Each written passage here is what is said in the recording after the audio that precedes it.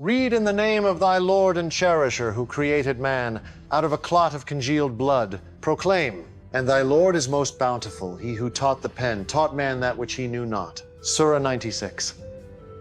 The House of Wisdom is the preeminent center of learning within the Iron Sultanate. Its ivories, workshops, forges, gardens of exotic and wondrous plants, hospitals, observatories are unmatched. Within its halls are mechanical marvels and weapons of far-off lands, as well as trophies captured by Sultan's forces and brought to be examined by the learned scholars of the House of Wisdom. Philosophers and theologists debate in its chambers. Ghazal and Qasida poets compose verses describing the beauty and pain of life. Thus it is no wonder that the house attracts the greatest minds of the age to study in its hallowed halls, from within the Sultanate and far beyond the Iron Wall.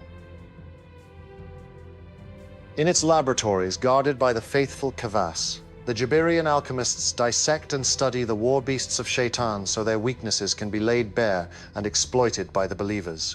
At such times, their roars of rage and pain echo through the porphyry corridors of the house. To maintain a degree of independence, regardless of the royal funding, the House of Wisdom performs many services for the Sultan's armies. Their best alchemists work with the Sultanate foundries where the great cannons of the Iron Wall are cast. Takwin creations are provided to bolster the army of those who believe, as are suits of armor and alchemical emulsion. The House of Wisdom also maintains the Sultanate fleet of airships, which both guard the lands of those who believe against enemy air forces and maintain vigil over lands under darkness. They make regular excursions deep into the enemy territory to witness whether the great sandstorm still covers the two holy places and then report the news back to the Sultan. In exchange, the masters of the House of Wisdom have freedom to dispatch their own excursions and expeditions into the lands beyond the wall to seek tomes of knowledge lost in the dark and terrible days when forces of Jahannam overran much of the Levant, and great cities fell like blossoms of a jasmine flower in fiery heat.